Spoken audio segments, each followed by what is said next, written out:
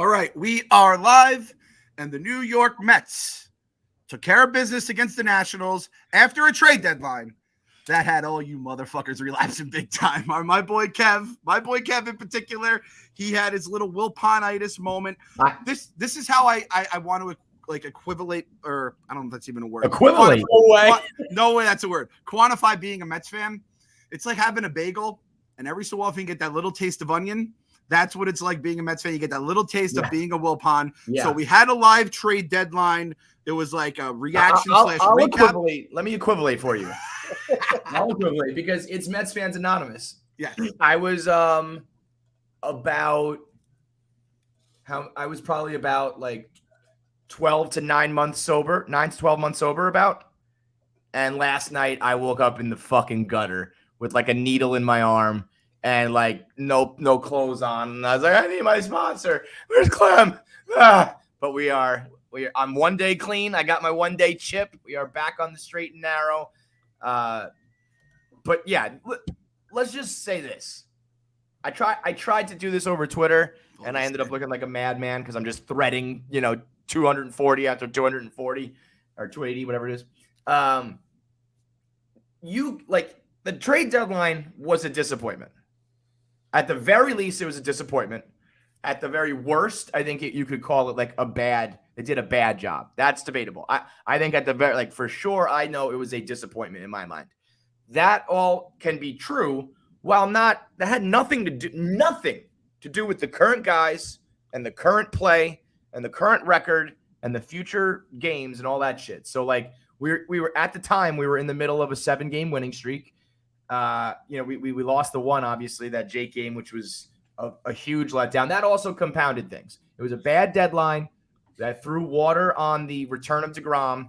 And then as soon as we give it to we had shitty play from our catchers and shitty bullpen on the day to ruin Jacob Degrom's return.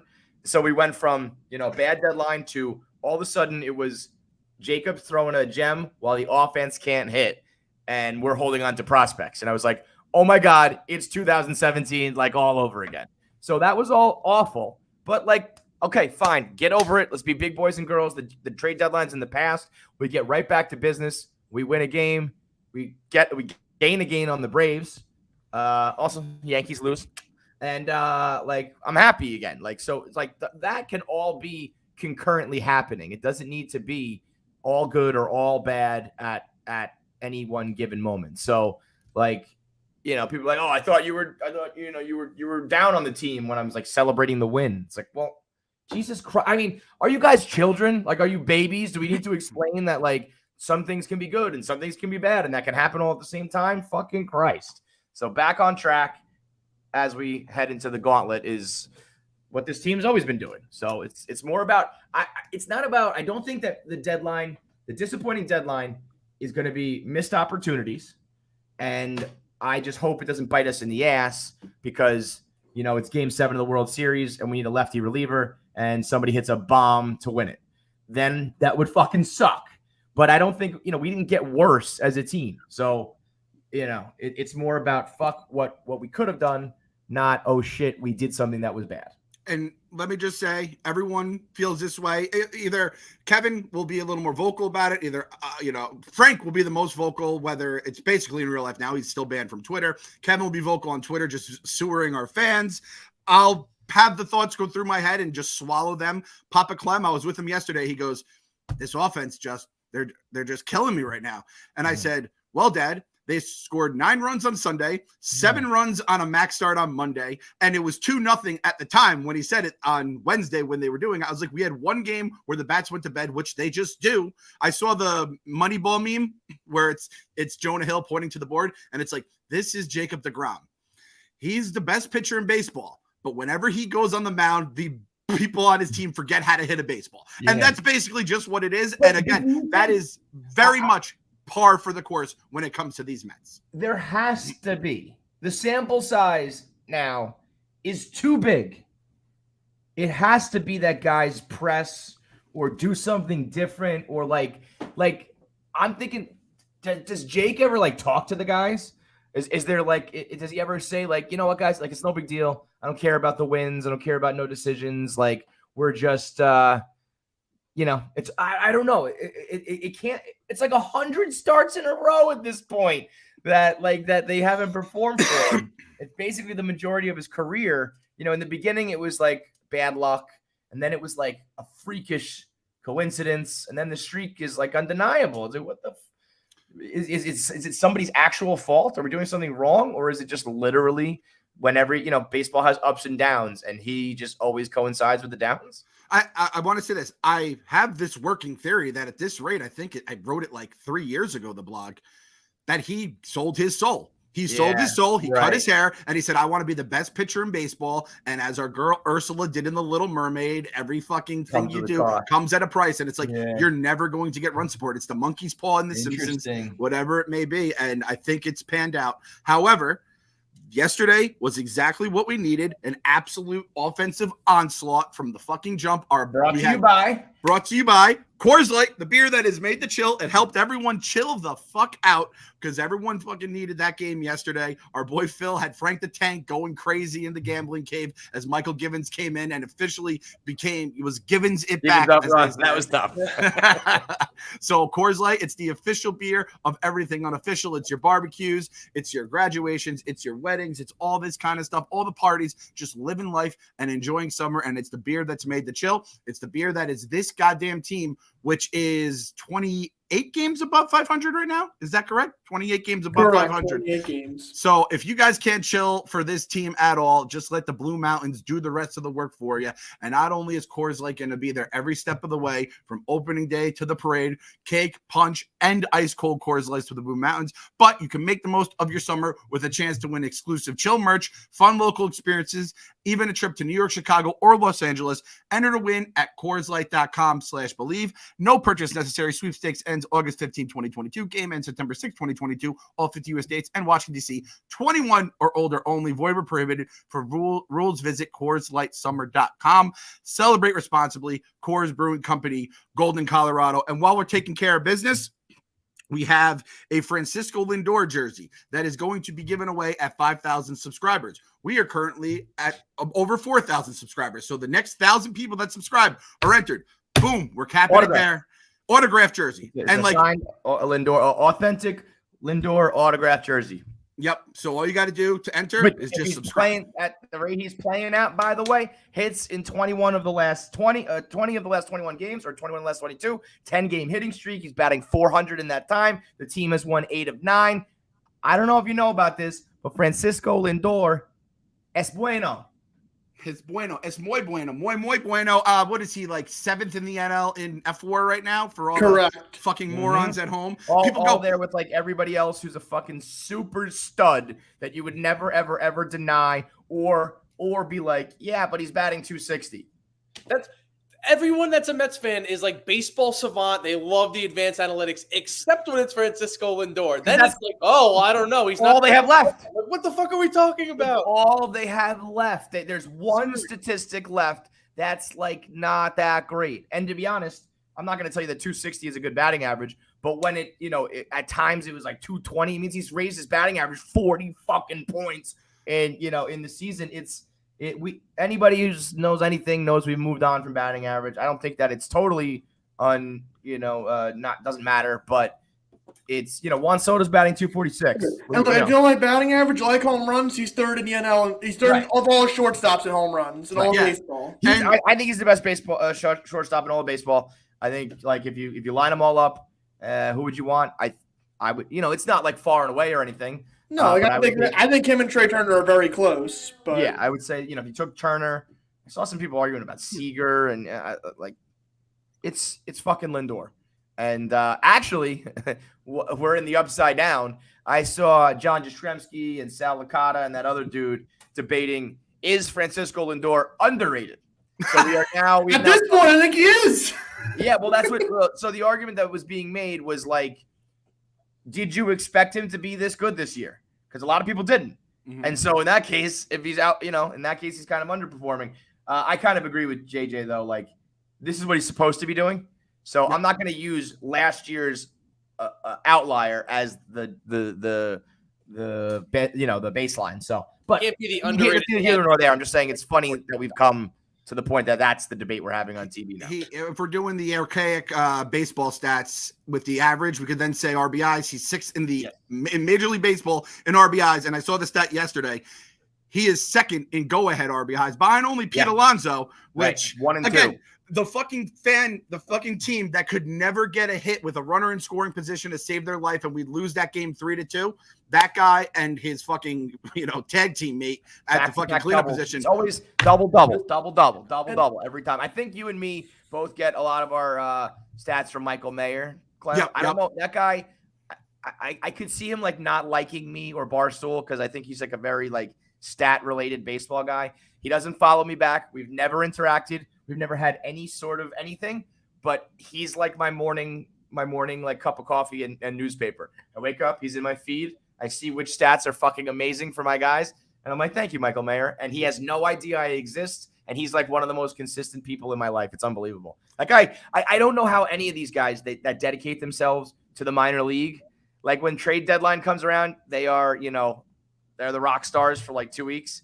And then it's like back to just obscurity, talking about what the fuck. It's not even just the minor leagues. It'll be like the winter. It'll be talking about a former man like a Dominican Winter League game. Yeah, or something. right. but they're doing God's work because otherwise I'd have no idea about anything, any potential. So shout out to those guys who are in the trenches in the minors. Yeah, I feel like I think I saw some Michael Meyer like anti-Barstool something. Whatever, it is what it is. I'm not going to try to convince people that Barstool is good or their cup of tea. If they hate us. The people at Barstool do like us. One Chris Castellani. This was the last Lindor thing. He goes, a local radio host in Michigan said a few weeks ago that Francisco Lindor, quote, has been a disaster for the Mets. He has the second highest OPS plus of his career and is probably going to break every Mets shortstop single season record. Disaster indeed. So let you know, the Lindorks, they are outside of the tri-state area. There's broken brains everywhere. And people go, Clem, why do they hate Lindor so much? I'm a Minnesota fan. I always thought he was great. And I go, they either have small brains or small wallets or both. So it's like, whatever, is what it is. We're not going to go back to the Lindor stuff. We do have to touch on the trade deadline because that was the big thing. Oh, wait. Before that, when I said brought to you by, I wanted to talk about the Vogelbach. Because that beatdown was brought to you by Vogelbach. We've been waiting for it. Vogel slam. Call it what it is. That was a Vogel slam. A Vogel slam. Yeah, I've been waiting for the Vogel bomb. The fact that the Vogel bomb was a Vogel slam was awesome. It's second to a distant second, but I missed it like the Bartolo home run. I missed the Vogel slam. I was getting out of work and I turned the radio on in the car and I heard like Howie talking about the aftermath of it. And saw that it was like 6-2 or whatever. So I missed the Vogel slam, but boy, what a thing of beauty. It was like a classic fat guy, Mo Vaughn-esque swing where he like held the bat up and pointed and just like walked. Oh, mwah. Now 971 OPS since joining the Mets. And they're 9-1, 8-1 since he joined. So, maybe we should shut the fuck up about it. Maybe Vogelbach will be the steal of the deadline. We just happened to do it, 8 days earlier or whatever. That's what I wanted to say. It's like I think they should have upgraded at the bullpen. I think they need to get a better reliever. I'll be upset that they didn't trade for Robertson, Chafin, Lopez, all those guys.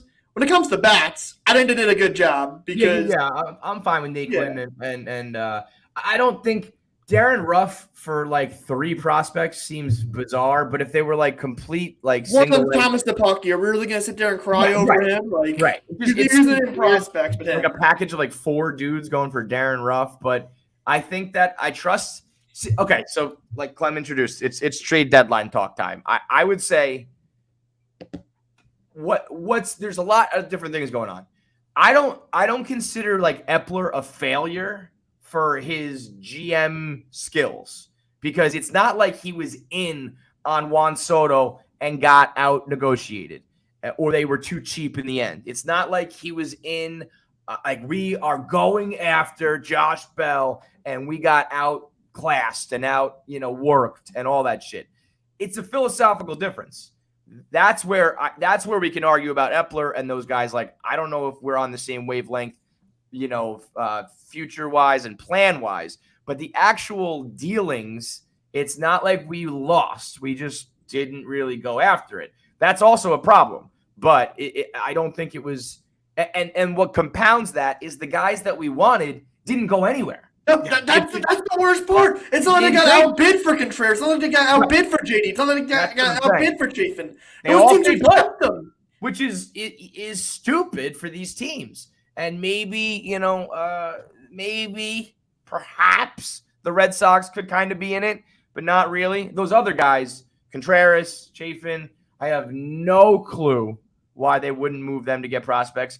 But if those teams at the end of the day said we're not moving them, or their ask price was true to roof, I don't think you can really blame them for not doing anything. Now, if Contreras went to the Philly, or not the Philly, if these guys went to our competitors and everybody else really, the Braves got so much better and all of that, it would be a different story. All this is like I said at the top of the show, a lack of what could potentially be. Also, at the same time, that philosophical difference, I think, is very concerning, because in my mind, part of doing this as a management is knowing when it's time. And I don't think you can sit here and tell me, what Epler said is true. By not trading those guys, the future will be stronger. That is undeniably true also. So Epler is not wrong, but what I think is concerning is, if you think in the next 4 to 5 years, we're going to build a team as good as this one with 2 Cy Young Hall of Famers, a franchise shortstop and first baseman in their year 27 and 28 seasons, 2 other All-Stars, or maybe 3, McNeil, Nimmo, Marte, or Nimmo snubbed, but multiple other All-Stars, a lockdown closer. If you think all those pieces are going to be in place, be it with these same guys or other guys, all performing at the same time, all healthy at the same time, all this is going to happen. If that happens, then 4 or 5 years from now, Epler can be like, "Told you so, you're a fucking moron." I just think that it's about knowing that this is when is the year to go all in. I cannot understand someone who doesn't think that it's this year. And what sucks is that it happened fast. If this was year 3 or 4 of Cohen, I think they'd be like, it's time. It happens to be year 2. That does feel like a rush, like you're being impatient and rushing the process. But you don't decide when your team is 28 games above 500. I mean, in this case, I guess you actually did. You built the team to win, and they did. It all clicked really fast. And you've only got these guys for a little while longer, and you never know. You never know if you can get back. You never know what's going to happen. So that, to me, that and the fans who are talking about the prospects, it's, to me, it's not about acquiring Wilson Contreras. It's about acquiring a better catcher. Do I think Contreras is the greatest catcher in the world? Obviously not. Do I think that we would end up overpaying for him, and in the future those prospects would maybe be more valuable? But I'm not thinking about him, the man. I'm thinking about what are the last 2 holes on this team? Catcher, left-handed reliever. And if you could fill those holes with someone who's better, that's what it's about. Don't think about it as Contreras. Think about it as better catcher in intense need in the bullpen. I mean, Wilson Contreras is a 3-WAR player. He's a 3-game player. You're absolutely right. Starling Marte is 3.2. Max Scherzer's 3.3. Imagine adding another guy of that caliber onto this team right now in a hole right now that's at, I think Nito is negative 0.6. So it's a massive upgrade. So think about it in that terms. We gave up some prospects for a massive upgrade at a position of need. To me, these things are all facts. I can't even understand people arguing against it. But time will only tell. The problem is we have to wait 4 or 5 years. But I think you got to be out of your mind to think that we'll be able to build anything as good as this in that same window. There's just no way we have 2 pitchers like that anytime soon, ever again. It doesn't happen. I want to touch on catcher. So Wilson Contreras obviously didn't get him. Omar Narvaez was the other guy they were interested in. He goes on the injured list. The only other catcher I think that was moved was Christian Vasquez. Maybe they could trade for, maybe not. None of these guys matter if they just call up Francisco Alavarez, the best prospect in baseball, and let him just be him. He's better than what we have. It's crazy. It really is. I mean, again, Nito, I love the guy. It's negative. He's a negative right now. Alvarez could come up and be bad, and probably still be better than what we got. If Francisco Alavarez comes up and has a 500 OPS, I want every prospect writer to say he's the best in baseball to be fired. Yeah, that's how good he should be. I also like the return of McCann is kind of like I'm really trying to not that fucking that Joey Gallo article fucked me up, man. Yeah. By the way, I know that Alvarez hit a AAA slide when he first got called up, but now it seems like he hits a home run every night again. In AA, it was like a home run every single night. He was the Aaron Judge of fucking minor league baseball. I feel like he's back on that shit at the AAA level. By the way, guys, and like, what's the urgency immediately right now? This is a first place team. Why don't you just give them a month to make sure it's going to be something that sticks and then bring them up? Like, there's no urgency. People are making it seem like it's make or break now in August, the first week of August. Like, is he really going to come up and make that much of a difference in terms of like the general season? No, I'd rather him be the guy who he's supposed to be a month from now, and then we go into the playoffs like we did with Conforto, and he's crushing everybody. When did Conforto get the nod? July like 24th or something. Yeah, I was going to say, I feel like he was already up by now. He came up from AA, but he was also a college player. Right. Alvarez is 20, and he's playing a corner outfielder compared to a catcher. But, I mean, the gold chain's bouncing. He's ready for the major. And he's ready, bro. He's fucking ready, man. The gap between AA and AAA? Are we giving McCann his spot back right away? Yes, he's starting tonight. And I just want to say something about Alvarez. They're splitting time. It's going to be like 50-50, I'd imagine. Right. The gap between AA and AAA, it's really not that big a gap. No. It's not surprising he's crushing AAA now because AA you're facing better prospects, AAA you're facing a bunch of washed up like guys that are just trying to stay alive. I mean, everybody knows AAA. They always say is better talent and more difficult and all that. He's fucking ready to. He's not ready to come up and be like our 3-hitter. He's ready to come up and be exactly even like O'Neal Cruz with the Pirates. Like at one point he was batting like $170, but every now and then he would have one of those games where he goes off and you're like, oh shit, that's what we're talking about. So imagine if that happens. Imagine basically the baseline would be he plays as bad as our current guys are, but we know he has the potential to have like a couple games where he hits like 2 home runs in a night. Yep. And that we know we're never 0% chance getting that out of Nido and McCann. If Tomas Nido hits 2 home runs in a game, I'll get it. I'll get his jersey. As simple as that. You can write it in stone. If Tomas Nido homers 2 times in a game for us, I'll buy his jersey. I'll get a tat. I will get a Tomas Nido tat. You don't win a championship in August. That's what my friend texted me. As soon as the trade deadline was done, he's like, this should have been his like victory lap of look at the team I built in the offseason and then look at the pieces that I filled in to finally go do this thing. And like, that's what the Cubs did when they finally broke the drought. They went and they got rid of all their guys so they can get Chapman on a flyer on a rental, and then they won the World Series. So it was all worth it. So it's like they traded Glaber though for that. And I mean, Glaber isn't what we thought he was going to be, but that was like a legit prospect. And maybe he becomes shit Glaber. Maybe he becomes good Glaber. But who is Alvarez our Glaber? Like, I feel like Glaber was pretty close to the majors, maybe the number 1 prospect in baseball. Is that what you wanted? Because it's like the lefty reliever. I do think everyone wants a lefty reliever. I want a lefty reliever. I wanted Chafin. It's a different sport now than it was in 2016, though, where in terms of you have to deal with the 3-batter or, hey, 2 outs in the fucking 8th inning. I want a lefty guy to come up against Freddie Freeman in the playoffs. Is that what we're going to give up? Because like I just have a hard time saying that like Phil, that's what it is, right? Like it's not so much like get a lefty reliever, it's get a good reliever. Like Dave Robertson can pitch on both sides. That's the guy I want. That's the guy we've heard for a month. Like, oh, Dave Robertson's our guy. They love him. They let him go to the Phillies. That's we got Givens. Yeah, is Givens that much of a downgrade from Robertson in your eyes? Give me a comparison. What's Givens compared to Robertson compared to Chafin? Well, those other 2 are much better than Givens. I can't really say anything about that. So I can't give you a comparison off the top of my head. Right. Givens will be a fine reliever. He may be like our 5th or 6th best arm, whereas Robertson would instantly be like our 2nd. Okay. And they looked okay. So here's what drives me nuts. I'm pretty sure the guy that got traded for Hader already got cut, and I think the same thing with the guy for Robertson, right? No, Robertson got traded for Ben Brown. He's like a Phillies prospect in low A. But Hader, it was Taylor Rogers, who's really not good. Denelson Lamet, who got cut because he's had like a partially torn UCL, like some sort of injury for like 2 years now. And then 2 other really good pitching prospects. I think when it comes to Hader, they like the the Padres pitching prospects more, and we don't have those kind of guys yet. Yeah. Most of our prospects that are good are hitters.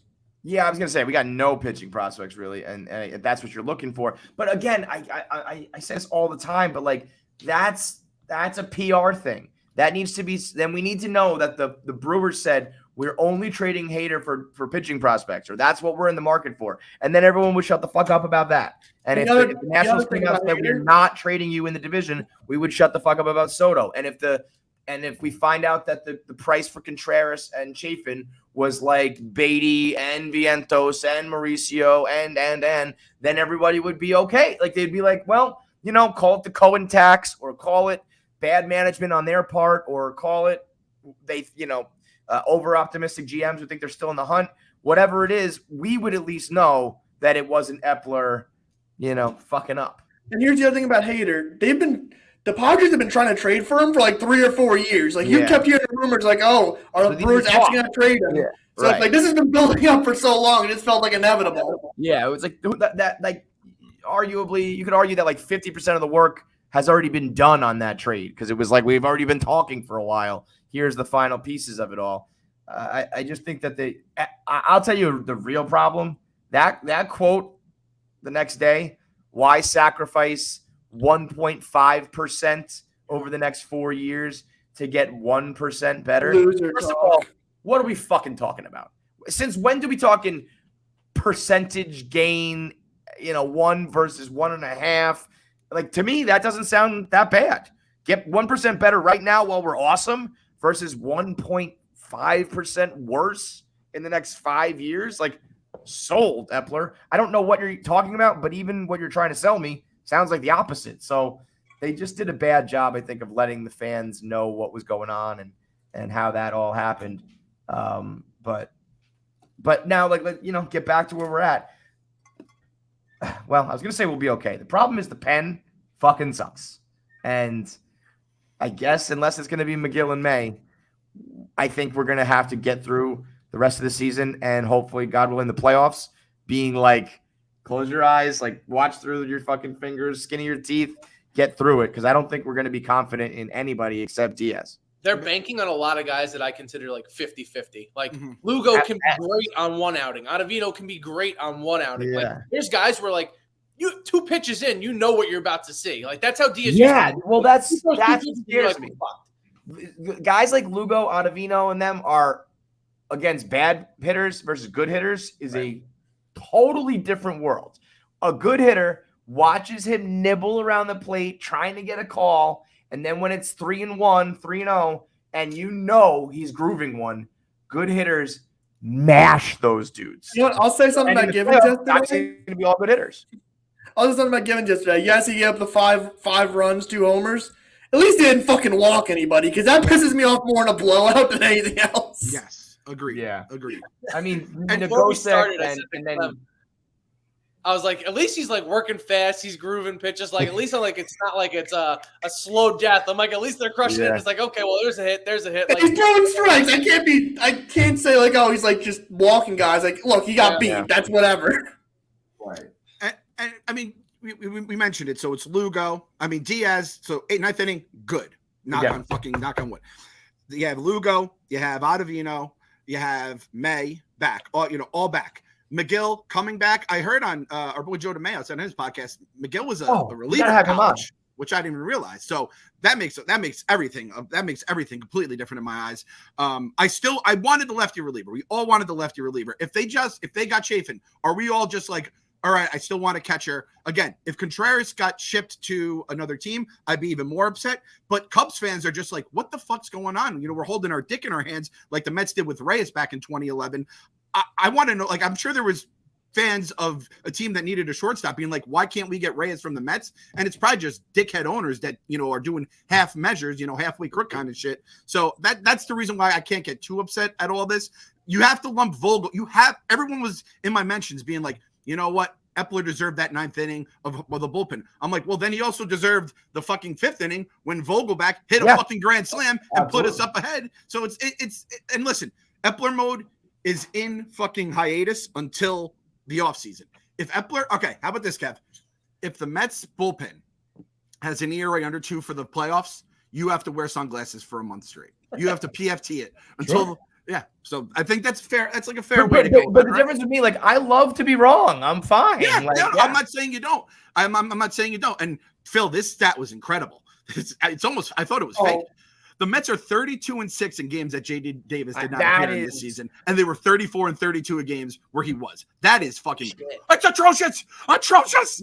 Can we? I mean, I don't know if I can. It's baseball. You can't attribute that all to fucking J.D. Like one player, you know. But it is like, holy moly, bro! Nah, but every time they face a lefty, he's hitting like fifth in the lineup, and he's not that good versus lefties. Right. He's not that good versus righties. Whereas Darren Ruff's been like the fifth or sixth best hitter in the league versus lefties since the start of last season. And I wanted this platoon guy for so long. We've had guys like Kevin Pillar, Keon Broxton, Juan Lagares, Jake Marisnik, all these guys we've had. God, you're hurting me. These names. All these guys we've had is like, they're a platoon guy. They can mash lefties. No, they fucking couldn't. Yeah, no, that was the plan. They just could never execute. That's why, you know, they're if those guys do what they're supposed to do, that's an intense. It's a. I don't know if they're going to do better at DH if Darren Ruff does what he's supposed to do. It's as simple as that. It's a fucking miracle. Considering Jake was out, we got nothing from anybody who's a catcher, nothing from Dom, nothing from JD. Like, we had glaring holes. We got more home runs from Robinson Cano than Dom Smith this year. The fact that we're as good as we are with some of those guys, like, the league should be scared because we did, you know, we didn't do anything like. In my mind, we didn't fill those real holes that we need, but we just put professional players into where we originally had like non-professional guys. The same thing we did, like upgrading Marte and Canna and getting Nimmo back. It's like, okay, these are all big league players who can play every day. Now we've got guys who are like not going to be fucking zeros. And I think that makes a big difference. I mean, look at Vogelbach already. Also, people, I think, had like a hair trigger reaction to Peterson getting shelled in that one outing. Dude's not a reliever. Like, they sent him down. I'm sure they're going to go like give him like some coping skills of being like, this is how you pitch out of the bullpen. Like, he's not a bad. We know he's not a bad pitcher. That was in the beginning of the year, and now look at him. It's like the way they brought back Max and Jake was perfect. The way they introduced Peterson to the pen was insanity. Yeah, to put him in that spot, I mean, that was nuts. Right? Can I make? I tweeted this out, and I'd like to make this plea to the New York Mets franchise to do this. Okay, J.D. Davis gets traded. Darren Ruff takes 28. I do not want to see 28 on the back of our left-handed weapon. Who's that number? That's J.D. Davis's old number. That's Ruff. Oh, okay. He took his number. It's also Daniel Murphy's old number. Yes. All right. So this is Phil. This was another. I think Phil give us a stat. OPS versus left-handed pitchers. Darren Ruff 886. J.D. Davis 660. That's fucking crazy. OPS versus righties. Daniel Vogelbach 916. Dom Smith 560. Fucking atrocious. So we have two huge upgrades. The DH position should be fixed by this beautiful mash of human beings. That is, I mean, I'm calling them the designated hitters as their tag team name. Roughbacks is also another tag team, but these two beautiful men are now our designated hitters. That's like an offensive line. So Roughbacks, yeah, that is a tag team right there. So Vogelbach is 32. I think we give Ruff 23. So you're basically flipping him around. The problem with 23 is that's Peterson's number when he's with the big league club, which he isn't right now. We give Ruff 23. Peterson was good as 23 as a starter. He is no longer a starter. He is our lefty reliever. He gets 77 back. So now that's a fucking reliever number. There you go. Now. We have fixed David Peterson and our DH. Clem is the hangover meme with the fucking numbers flying around everywhere. You and Aunt Mary can go do your number juju and your star juju, and we'll see what fucking happens. Wait, if we're talking about juju, we got to talk about what holiday today is. Yes. We have to talk about today's holiday for sure. By the way, McCann, pump him full of steroids right now. Pump him full of steroids. Tell him you are not going to be the starting catcher for this baseball team or even the backup because Nito and Alavarez are going to be those dudes unless you come up and you are fucking so good at the plate because you were in the cream, the clear, what Andro, HGH, all that shit that we Prima fucking know Bolin, all that, man. the shit Cano had that actually made him like live. So that's how we fixed McCann. We fixed our lefty reliever with David Peterson. We're in 77 DH positions, all that kind of stuff. On to the Braves. Today's cookie day. National Chocolate Chip National Cookie Day. Woo, baby. The king of cookies, right? Like, no, we've all said are all our favorite cookies. We have, the macadamias, we have the double stuffs, we have all this kind of stuff. But the king of the cookie, the one when you say, give me a cookie, the first thing that pops in your head is the chocolate chip cookie. Today is Cookie Carrasco Day for the New York Mets. It's chocolate chip cookie day for, I guess, America. I don't know. It seems like every day is chocolate chip cookie day for America. It's as good a juju as you can have rolling into a 5-game gauntlet. This is also with extra juice on the line. If the Mets win one single game, Frank is silent through the playoffs. Silent through the playoffs. And I have people now because the Viva La Stool account tweeted out, Dan and Tommy just, at wit's end that Frank would make this bet. People are like, you trick Frank into doing this? Guys, all I do, Frank just goes on his Frank rants, in my DMs, and I just say, all right, do you want to make a bet about this that you're wrong? And he says, yes. He goes, and he goes, this was his exact words. I'm going to post it on Twitter. He goes, the Mets failed and the season will crumble. This is after the trade deadline. They will get swept by the Braves this weekend. I said, Frank, if the Mets get swept by the Braves this weekend, your silence on Twitter ends. If not, your silence goes through the entire playoffs. Deal? And he wrote, yes. And I wrote, deal. Yeah, like, that's all. I'm not doing. Of sound mind, of sound body, he's making these agreements. Yo, I had to know of Big Cat being like, well, what happens if you win? And it was just like dead silence. He's like, I don't know. I guess I get to tweet again. He's like, no, Clem has to do something. We're at quadruple or nothing right now with Frank. It's a double or nothing bet. It became a triple or nothing bet. He gets to tweet. And then, trust me, the shit that I will have to read on my timeline, because Frank is going fucking crazy, is worse than any other punishment I could do. I started with I'd have to drink water the rest of the month, and now I'm just double or nothing this motherfucker to death. So that's I had the funniest interactions with Frank. So I come out of the KFC radio studio, and I turn. So I'm walking by the two studios. Joe, we'll get to Joe DeMayo in a minute. We'll talk trade deadline with the Prospect Master. But Frank, so you can follow along here too. I'm walking past, so the radio studio's on my right, okay? And I see Frank coming. So we're walking towards each other. Feidelberg's with me. I go, I'm on my way to a meeting. I go, I can't do Frank right now. I can't fucking handle him. Even though yesterday we were kind of aligned, I was like, I'm not doing it. So I dip into the control room where Za and everyone's always doing the fucking production. Are you hiding from Frank? I dip in and I close the door. And then Feidelberg keeps going. And Frank goes, did he just dip into that room did he just duck me? And John was like, I don't know. I watch from the control room. I see Frank go into the elevator banks. Like, okay, cool. Good to go. I walk up the steps. Elevator doors open. It's Frank. Now on the third floor of Barstool, there's like a bar upstairs. And then there's this wall, if you will, that's kind of just floating in the middle of the room so that it separates the wall from the cubes. And Frank comes out, and I dip again so that I walk on the opposite side of the wall. So I ducked him twice in a row in a matter of like 10 seconds because I couldn't handle him. Feidelberg was literally spitting his water out, realizing what was going on. As we were on opposite sides of the wall, I just hear him go, That's that count.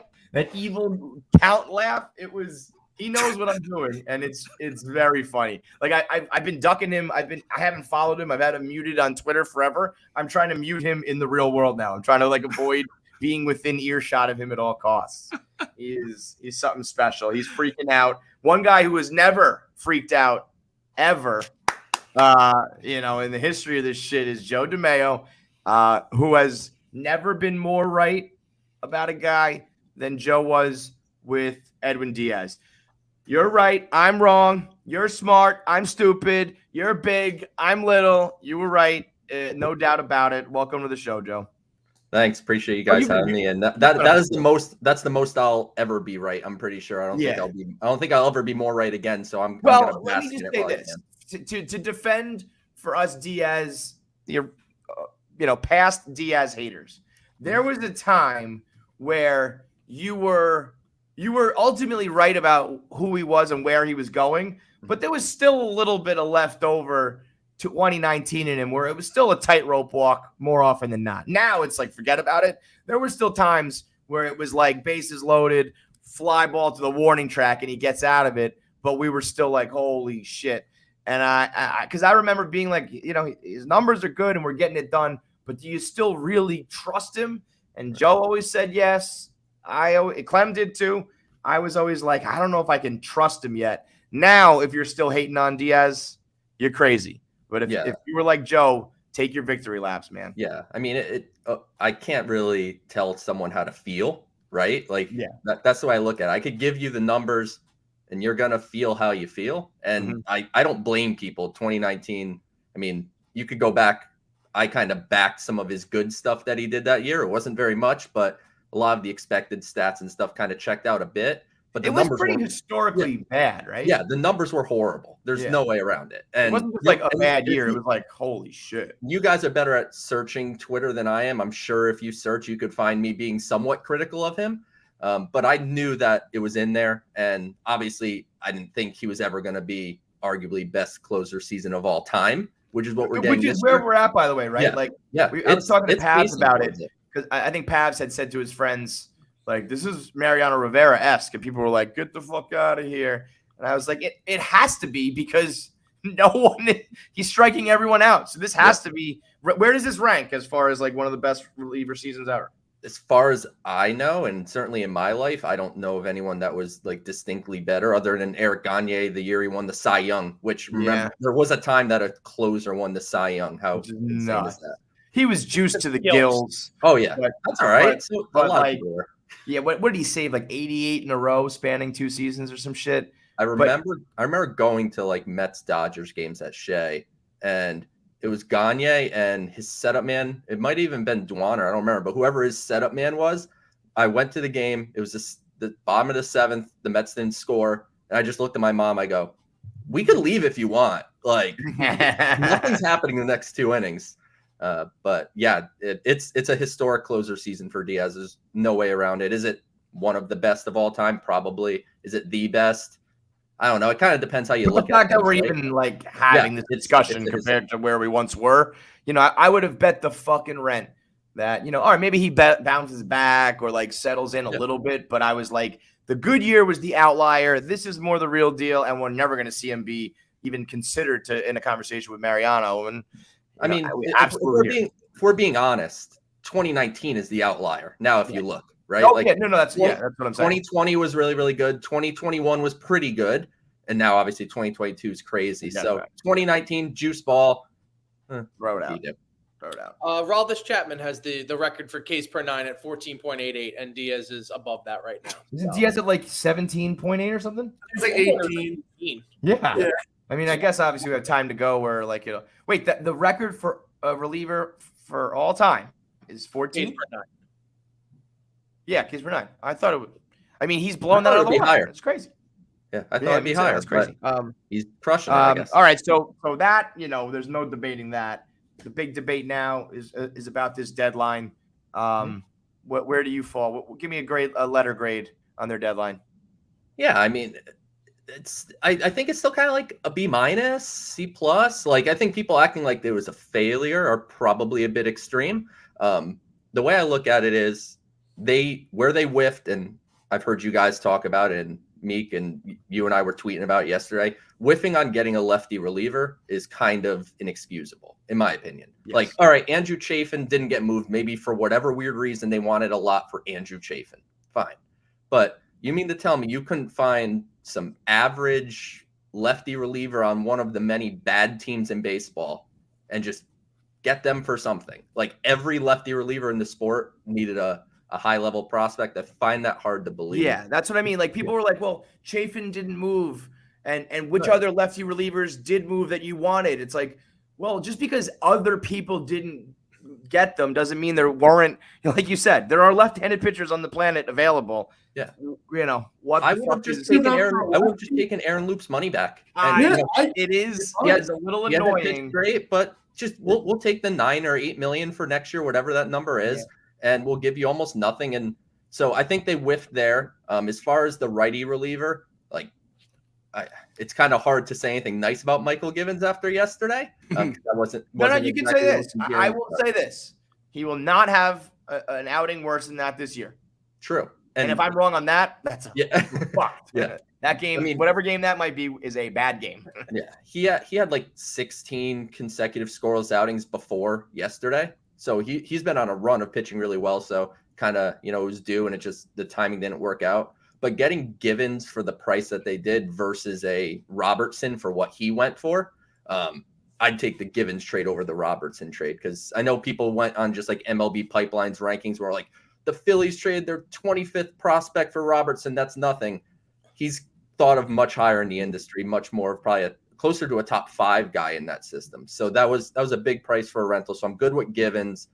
Meek and I agreed on the DH situation. Like, they got about as good as they could at DH. Like, it went from a black hole to, if you combine it, it's 2 players, but they were using 2 players before too. So if you combine those, like a 900 OPS. Two corpses before that. So the fact that we have 2 players and they're contributors is going to be a good thing. Yeah, and catcher, I mean, Christian Vasquez moved, right? Like, in theory, they could have gone for him.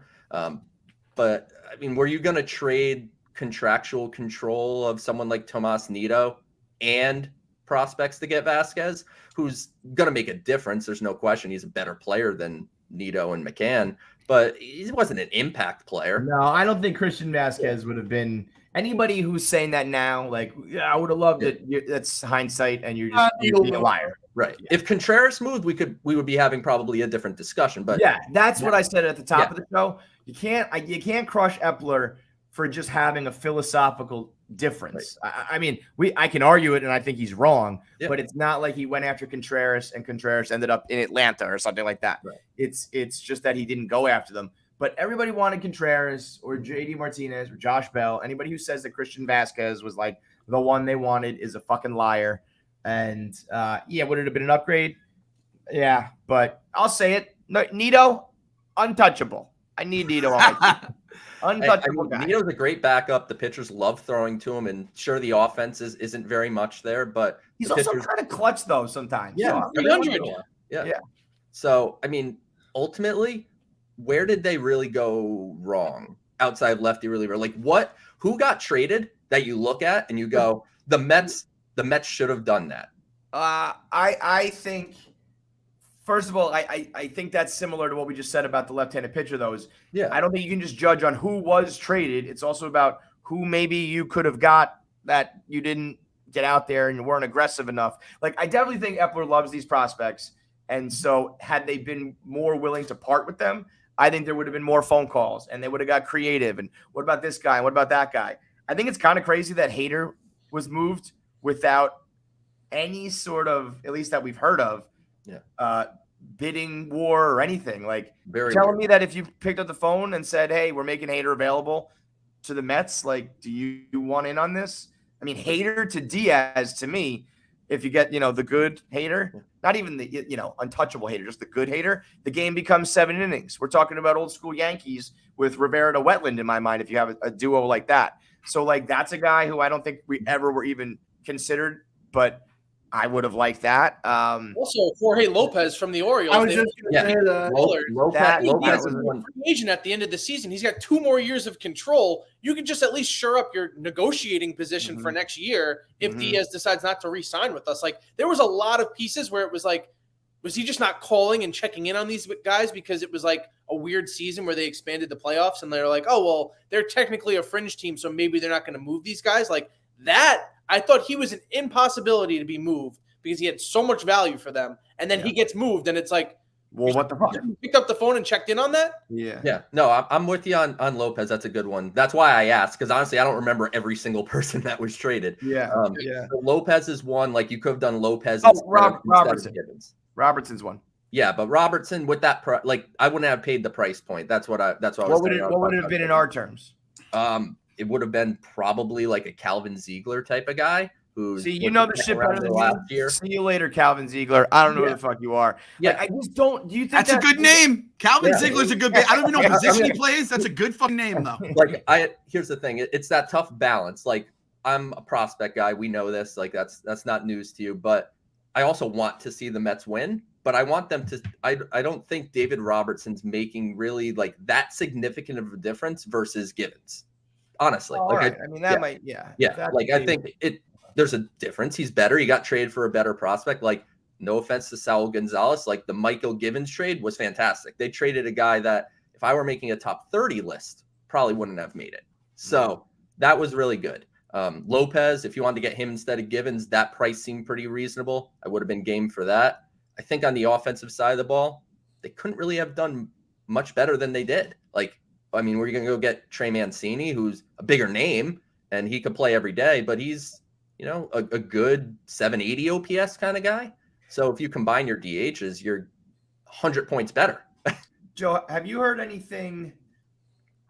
I thought it was weird that there was very little known about what the Mets potentially had with the Nats and Soto. Like, was there ever a conversation? Was there ever a package, an offer? Did the Nats ever say to them, we ain't trading him to you? Did the Nats ever say to him, you can have him, but it will cost everything? Like, was there ever, I have no problem with them not getting Soto if I find out those things. If I were to hear that like Epler and Cohen just like didn't be like, nah, you know what? We're not getting involved in that. It's too much. Like, I would be furious. Well, Do you know anything that we don't know? They talked to Washington. I know that much. When it came out that Soto was going to be available, they kind of looked at each other and, all right, well, we have to make the call.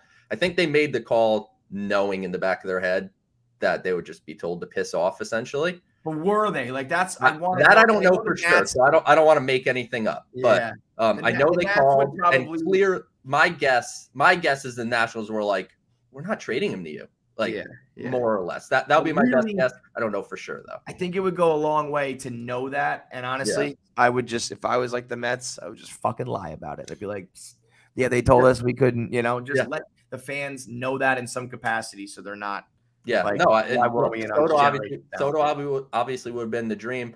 But you know what's going to be really sweet? So, yeah, he wouldn't commit to signing long-term with San Diego. And if you look at their payroll situation, I mean, Tatis is big money. Machado's big money. They gave Musgrove some money. So, like, they're probably not going to be able to sign him. So, you know, in a couple of years, you just sign Juan Soto. You know what's better than having Juan Soto? Having Juan Soto and Francisco Alvarez. And Brett Brady. What's better? You know what's better than all of that? Yeah. Having a fucking World Series ring on your finger and getting it done now. Well, you know. Let me be clear. If the Mets could have had Juan Soto, there's no prospect package I wouldn't have said no to. So I agree. If they said, making that clear. If they said Alvarez, Beatty, Mauricio, like literally all of them. More. With that the Trump 500 probably. Yeah. Like I tried to say this on Twitter, and you know how Twitter is. Yeah, like translate. The Nationals automatically lose the trade because they trade Juan Soto. That's just how it works. Yeah. But they got the most prospect talent I have ever seen in a trade ever, which is what people were expecting. Like if it honestly might be perceived different if Mackenzie Gore and CJ Abrams hadn't graduated off prospect lists, because those are two top 5 prospects in the sport. Robert Hassel's like a top 15 guy. James Wood is, according to some people I talked to, like just as good as Hassel. And then Susana, the pitcher, was the top international signing pitching prospect in the last thing, and throws 102 already at 17. So that makes me feel a lot better, because I initially it's oodles of talent. Like honestly, the Mets probably couldn't match that, if I'm being totally honest. I'm so confused that I remember early on people being like, you'll have to take back Corbin. Like, money is for sure going to – I can't believe they didn't include some sort of salary relief, because that's part of your rebuild. If they did that, it would have lessened the return, right? I felt like Josh Bell was a throw-in in that trade, too, and he's really good. Crazy. By the way, so I said the Nationals were the biggest loser. Was the biggest loser of the trade deadline Luke Voit? Yes. The poor guy was the biggest loser guy was the first right baseman for the first place Padres, and now he's like the only veteran on the Nationals. In AAA, right? Or whatever, did he get demoted? Yeah, I saw it yesterday, but I didn't see like that officially announced. But yeah, he's got to be playing. I mean, I know Hosmer probably was like, hell, bro, it's me or you. I don't want to go to the Nationals. Yeah. I know he's married to a friend of ours of the program here, Casey McDonald. I know Okay. she's about to have her first baby. I know that they have ties in Boston. So she probably was like, we can go back up to Boston. I ain't going to fucking DC. Yeah. I think it was probably like, Luke, sorry, bro. I got to do it to you. I'm sorry. You know, it's either me or you, and got to look out for me, man. That is absolutely brutal. Joe, Yeah. you're a baseball historian like us as well. You appreciate that. When was the last time the Nationals refused to trade a Boris client to the Mets, traded him to the West Coast? What happened to that guy once he hit free agency? I mean, it seems like he's probably pitching this weekend, I think, right? believe For he a is. first place team that's almost 30 games over 500. Potentially the Barstool the ballpark. Buy your tickets now. Though I don't know Yeah. what day Scherzer is pitching, either the day game or the night game. But yeah, They have to line that up for the night game. They got it, right? You got it, right? You would do it hope. for the boys. Yeah, you got to do it for the boys. Joe, I want to ask you a question. So you said the Nats got this great prospect package.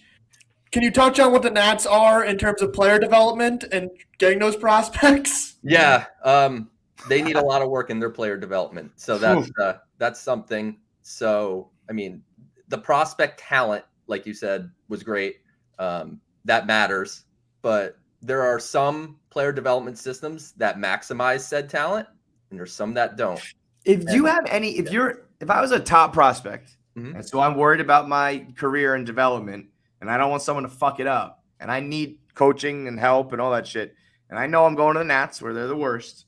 Do you have any recourse? Could you No. retire? Could you quit? I mean, I guess if you want to stop playing baseball and you can do that, but could I quit and then start again, or you're under oh, their? you'd be under their control. So like if you decide to step away from the game, they'd still hold you whenever you decide to come back. But I think, I mean, ultimately we're talking about pro athletes here, right? Like they're these guys, these CJ Abrams, these guys like that, they're gonna be like, I don't care what this player development system is. That's true. I'm really good. So Yeah, I'm gonna exceed it. I mean, Juan Soto obviously turned out got quite through. okay despite going through it. So if you're really good, you more often than not can work through some player development deficiencies. But if you're just so raw and you're just kind of like a mold of clay that needs to be put together, there's probably better places to go.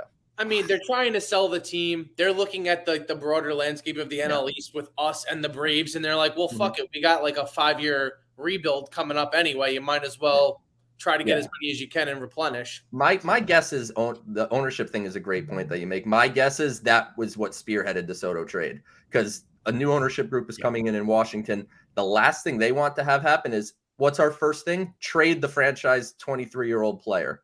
Put that on. That's also why I thought there was maybe a long shot. If I'm the owner, I don't give a fuck about Soto being in the division anytime soon. And if I'm one of those guys, I guess they got the best best package available. Yeah. Then that's I genuinely don't think the Mets could have matched that package. Being totally honest, I don't think. I mean, because you drink your own Kool-Aid, but I figured having the number 1 overall prospect. And I also just thought that they were going to want money. So I was going to say, we'll take Corbin and we'll take this, we'll take that, and everybody else. So not only are you ready to rebuild with prospects, but you are clean off the books. But I don't know. It just, to me, I would have probably, I just want to make sure there was a phone call that said, we'll do whatever you want. Like you said, there's no package. And if they said it's still not enough, then all good. I just want to know that we didn't miss out. I mean, this is literally never going to happen again. Right? The chances of a guy like this potentially being yours, even 1%. There may be one guy this offseason that plays for the Angels, if you know what I mean. I know what you mean, but I still think that Soto's a cut above that. Ohtani's the man, but nope. And Ohtani's generational in a sense, but Soto it's unheard of. Me and Clem were talking about this a couple of days ago. I'm like, this is the equivalent of the Yankees going and spending a stupid amount of money on Stanton, and then Harper becomes available, and it's like, well, we can't get that guy now. We're just down the road. Soto's younger.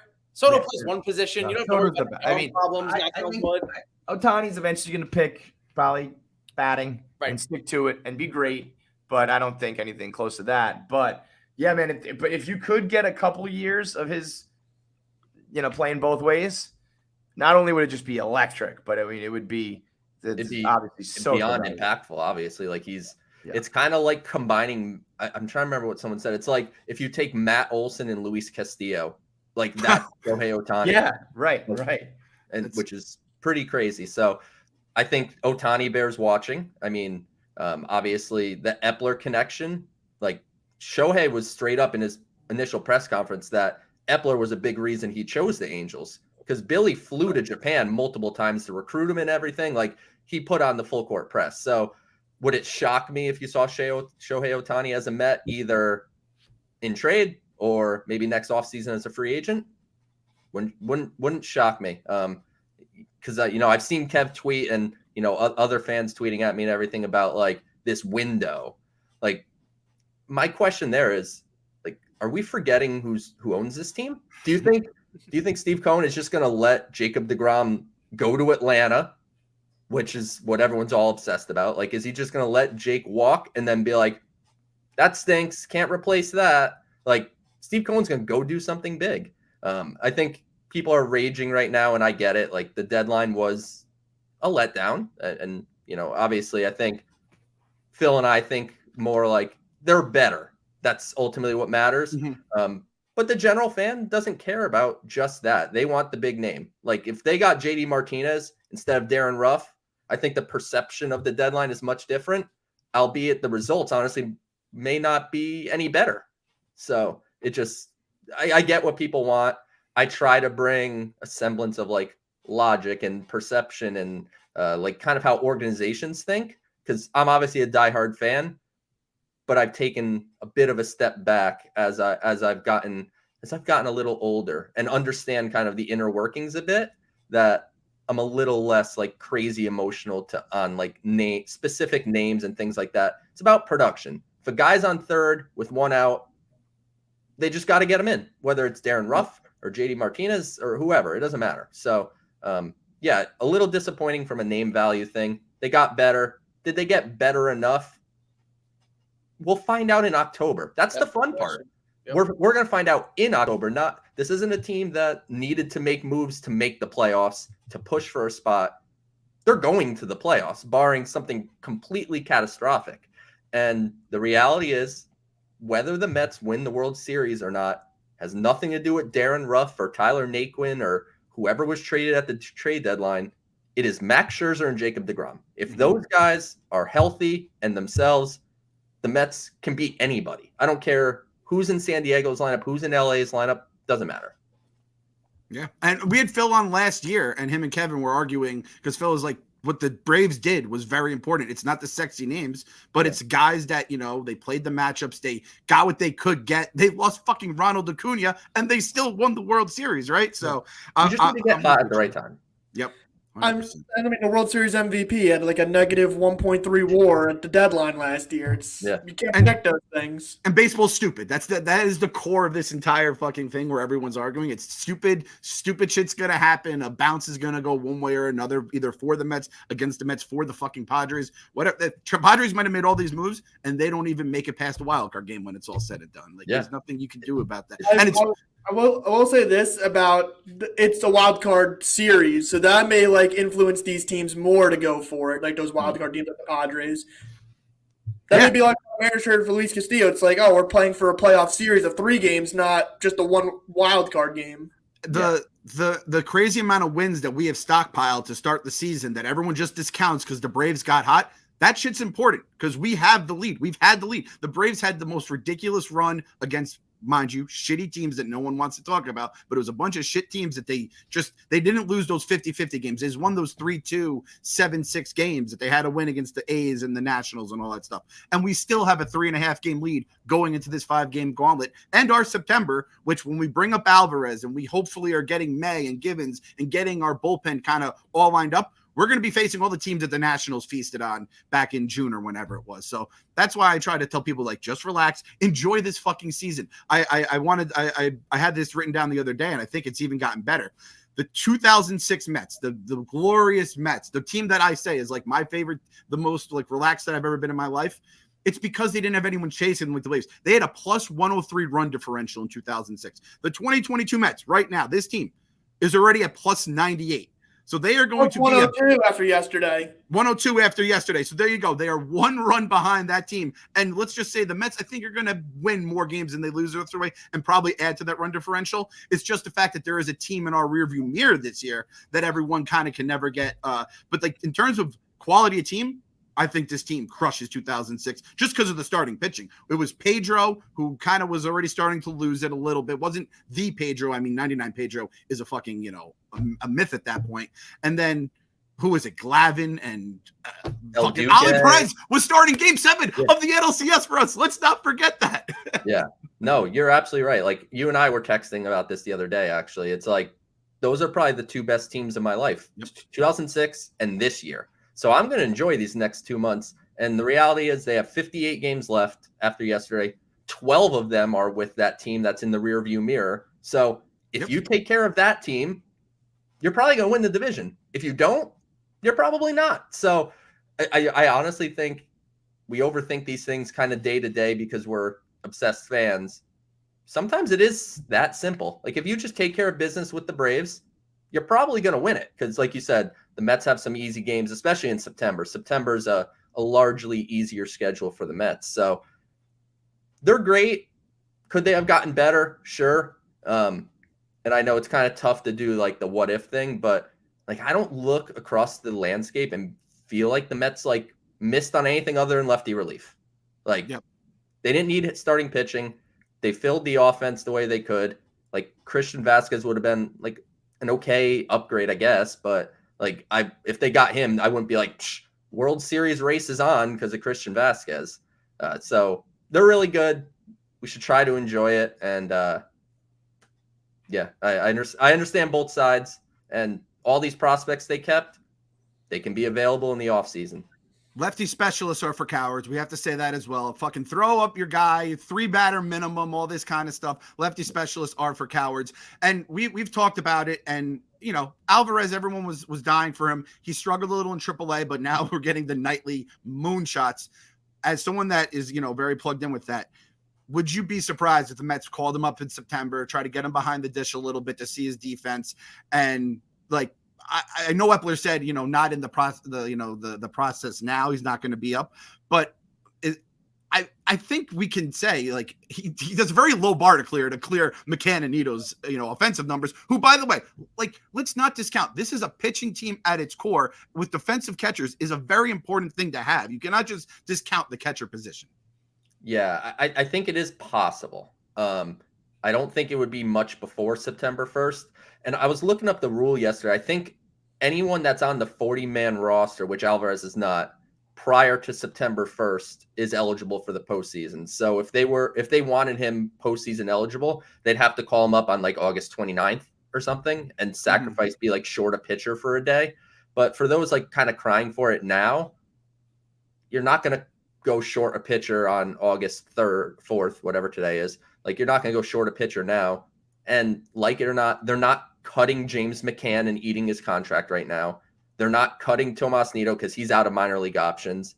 So you're not really carrying 3 catchers right now. So maybe later this month, if he continues his trajectory, which is good. I mean, when he first started at AAA, it felt like he was striking out 3 times a game. He was just swinging at everything. And at the AAA level, while it may not be as like prospect heavy as AA, you're now getting guys that are shuttled back and forth to the major leagues. So they're not going to give you something to hit until you give them a reason to give you something to hit. So Alvarez started working walks. He's working his counts, and now he's getting pitches to hit. And obviously, if he gets a pitch to hit, you've seen what he could do with it. I just want a reminder.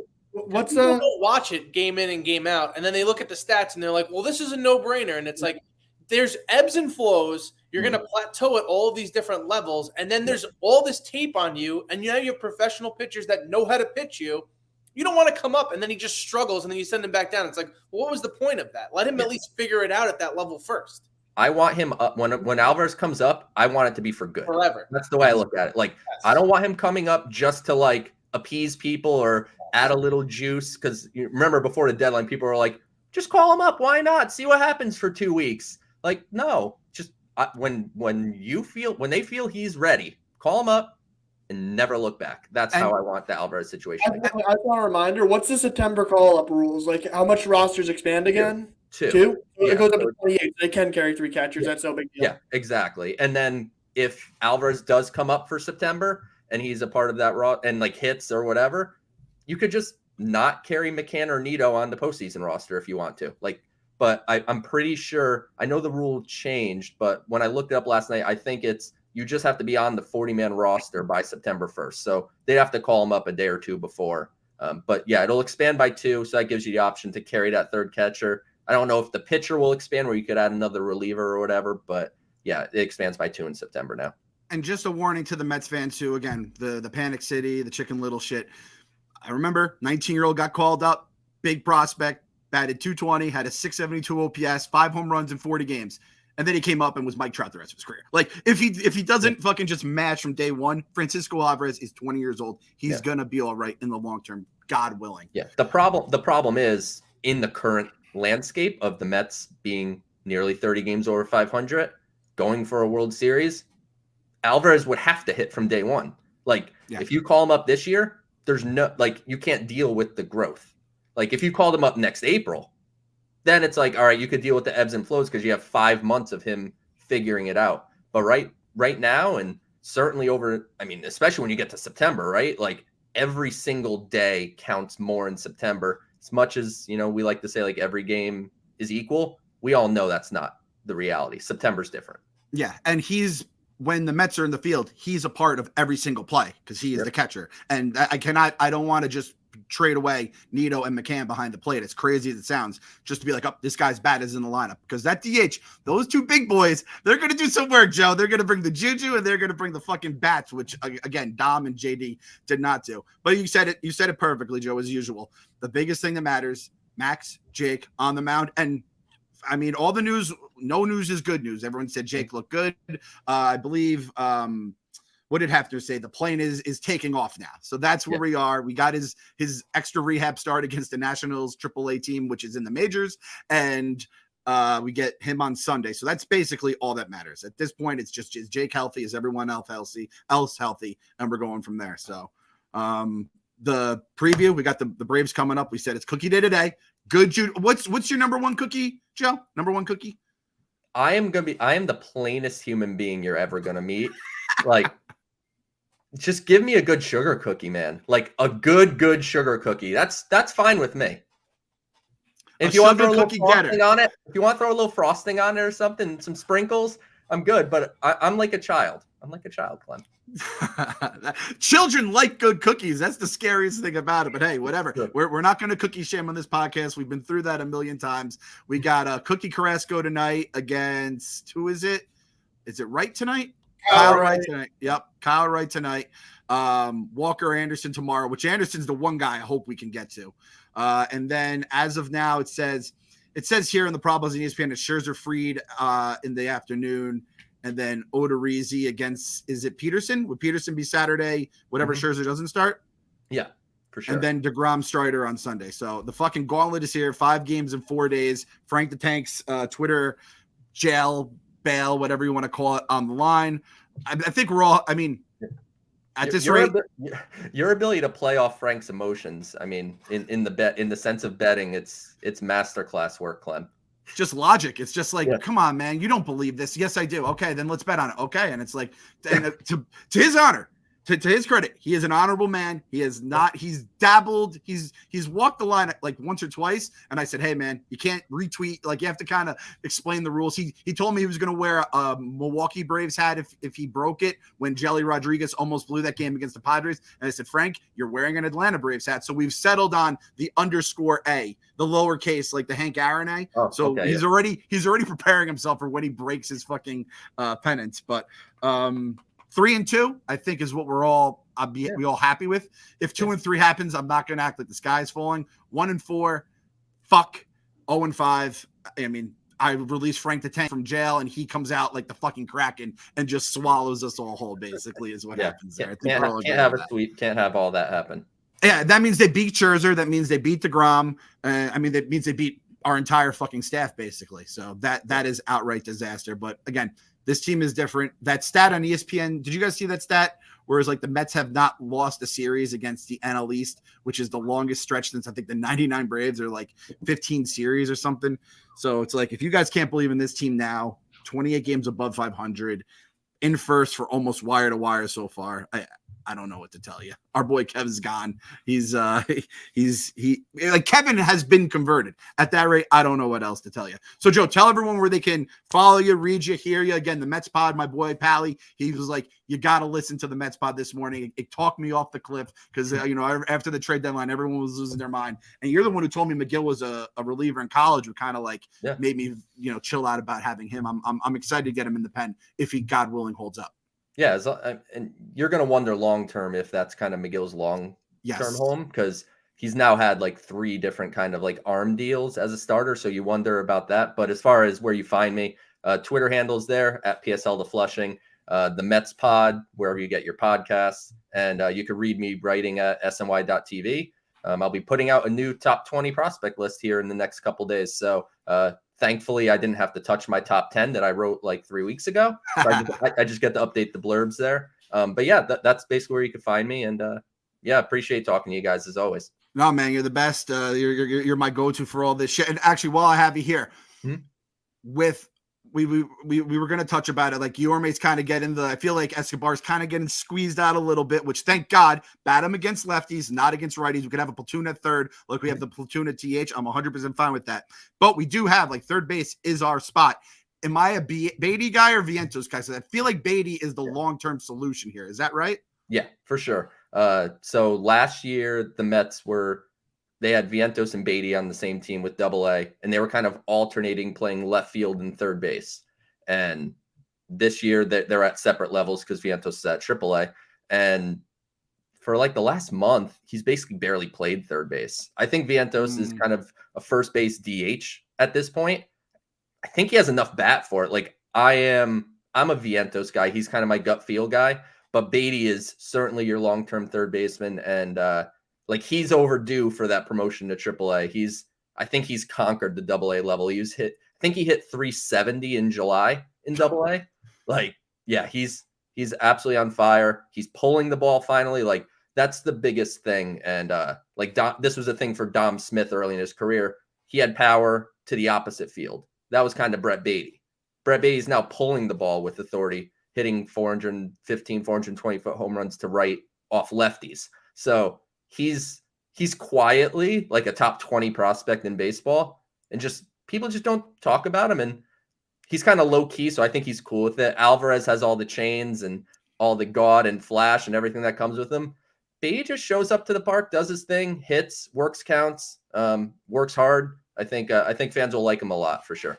Awesome. Yeah. And again, I think that's the other thing that people miss with Ruff and Vogelbach, because I'm pretty sure they're both under control for like another year or so. So we're going to have them plus Vientos potentially with the DH, Beatty coming up, which I could see. Again, Escobar batting lefty, hashtag done with that shit. That shit is for the birds. And Guillorme has just been, I called him the Wong of the Mets. And people are like, that actually feels like it plays out there. So I'm going to do a full MCU breakdown comparing all the Mets to different MCU characters. And if Beatty is our next Avenger to come through the portals, that's a beautiful thing. So, and if not, we could trade their asses for whoever. That's the beautiful thing. So check out Joe. Again, you can listen to him. Is it weird hearing Gary say your name like every night? Because that would freak me out. I'd be like, what the fuck is going on? Yeah. The day I get used to it is the day I should kind of stop doing it. That's the way I'm looking at it. The way once that day comes where I take it for granted. So it's definitely crazy to think that we've gotten to the point that, my co-host Connor and I followed him because he does NFL draft stuff, and you and I will talk football too. Like I'm into the NFL draft, so I folled him for that. Don't tell them you're a Cowboys fan, Joe. I don't want the people to turn on you here. My Mets Giants gypsies. That's all right. They can bring it. But I followed him for the NFL stuff. He followed me back for Mets stuff, and I would DM him NFL draft questions. He would DM me like Mets prospect questions, and then one day he was just like, "Do you want to do a Mets podcast?" Okay, and we started one, and after 86 episodes, SNY picked us up. We have the deal there. And hearing Gary Cohen say my name and Keith Hernandez forget that he did our podcast, there was nothing better than that.